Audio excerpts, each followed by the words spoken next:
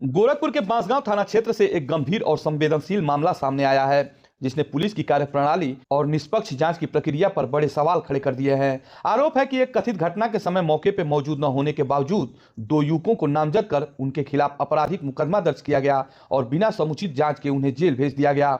यह मामला बांसगांव थाना क्षेत्र का है, जहां अपराध संख्या 32/2026 के तहत भारतीय न्याय संहिता की धाराएं 109, 115(2), 352 और 351(3) में दो युवकों शशांक शुक्ला उर्फ निखिल और सत्यम पांडे को आरोपी बनाया गया। इस पूरे प्रकरण को लेकर प्रवेश कुमार पांडे निवासी ग्राम किशुनपुर बांसगांव गोरखपुर ने प्रेस क्लब में प्रेस वार्ता कर कई अहम दस्तावेज और तथ्य सामने रखे। प्रवेश पांडे के अनुसार दिनांक 19 जनवरी 2026 को उनके रिश्तेदार प्रयागराज से गोरखपुर की ओर लौट रहे थे। वो एक बोलेरो जिसका रजिस्ट्रेशन यूपी 57 AQ9121 है, उससे दोपहर लगभग 2 बजे वो प्रयागराज से निकले। यात्रा के दौरान रात करीब 8:30 पर वह बेलघाट थाना क्षेत्र में देखे गए और इसके बाद रात लगभग 11 बजे बांसगांव क्षेत्र में उनका आगमन हुआ। प्रवेश कुमार पांडे का दावा है कि जिन दो युवकों को इस मामले में आरोपी बनाया गया है, वे इस पूरे समय यात्रा के दौरान उसी वाहन में मौजूद थे। उनकी मौजूदगी को लेकर CCTV footage, toll plaza record और मोबाइल लोकेशन जैसे तकनीकी साक्ष्य उपलब्ध हैं, जो यह प्रमाणित करते हैं कि घटना के समय वे कथित रूप से घटना स्थल पर नहीं थे। इसके बावजूद आरोप है कि बांसगांव पुलिस ने बिना इन साक्ष्यों की जांच किए फर्जी और मनगढ़ंत तथ्यों के आधार पर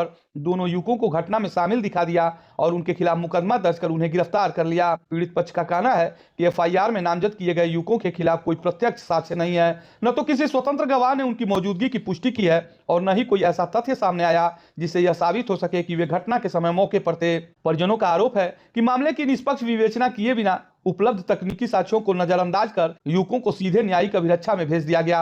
यह न केवल कानून की मूल भावना के खिलाफ है, बल्कि न्याय प्रक्रिया पर भी गंभीर प्रश्न चिन्ह लगाता है। प्रेस वार्ता का प्रकरण यही है कि मेरा साला शशांक शुक्ला उर्फ निखिल वो निर्दोष है। कुछ मारपीट का झगड़ा हुआ था गांव में हमारे, जिसमें वो कहीं से संलिप्त नहीं है किसी मामले में, और उसको जो है जबरन फंसाकर जबरदस्ती उसको जेल भेज दिया गया 307 जैसे जघन्य अपराध में। जब घटना हुआ था तो आरोपी कहाँ था? घटना जब हुआ था तो आरोपी गोरखपुर और प्रयागराज के बीच में था।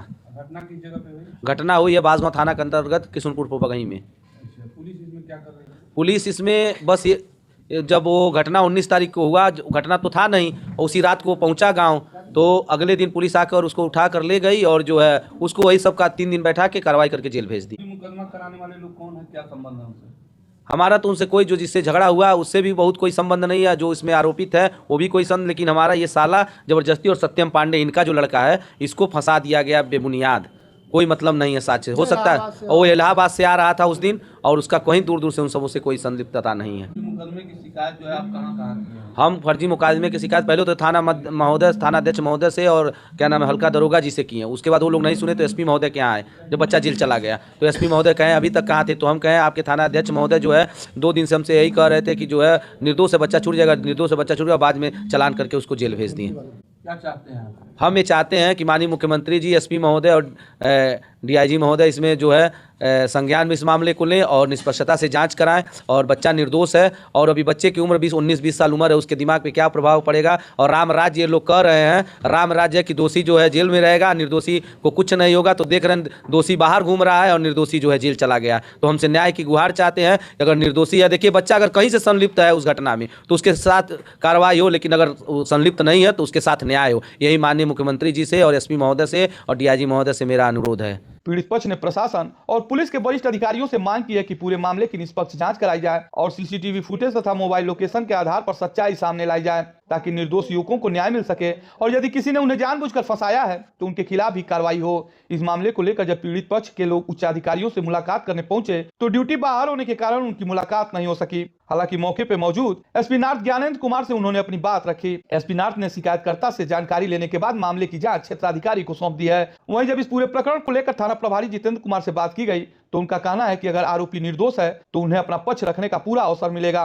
विवेचना अभी जारी है और जांच के आधार पर ही आगे की कार्रवाई की जाएगी। लेकिन सवाल यहीं से खड़े होते हैं, जब विवेचना अभी चल रही है तो बिना प्राथमिक जांच और तकनीकी साक्ष्यों के सत्यापन के दोनों युवकों को जेल कैसे भेज दिया गया। कानून की मूल भावना यही कहती है कि 100 गुनाहगार छूट जाए लेकिन कोई निर्दोष जेल न जाए। ऐसे में यह मामला पुलिस की कार्यशैली, विवेचना की निष्पक्षता और जल्दीबाजी में की गई कार्रवाई पर गंभीर सवाल खड़े करता है। स्थानीय स्तर पर यह मामला चर्चा का विषय बना हुआ है। लोगों का कहना है कि यदि सीसीटीवी फुटेज और मोबाइल लोकेशन जैसे स्पष्ट साक्ष्य मौजूद हैं तो उन्हें नजरअंदाज करना कहीं न कहीं दुर्भावना या दबाव की ओर इशारा करता है। फिलहाल जांच सीओ स्तर पर चल रही है और सभी की निगाहें इस बात पर टिकी है कि क्या इस जांच में सच्चाई सामने आएगी या निर्दोषों को फंसाने का यह आरोप भी अन्य मामलों की तरफ फाइलों में दब कर रह जाएगा। यह मामला सिर्फ 2 युवकों का नहीं बल्कि उस भरोसे का है जो आम नागरिक कानून और पुलिस व्यवस्था पर करता है। अब देखना होगा कि जांच निष्पक्ष होती है या नहीं और क्या निर्दोषों को समय रहते न्याय मिल पाता है।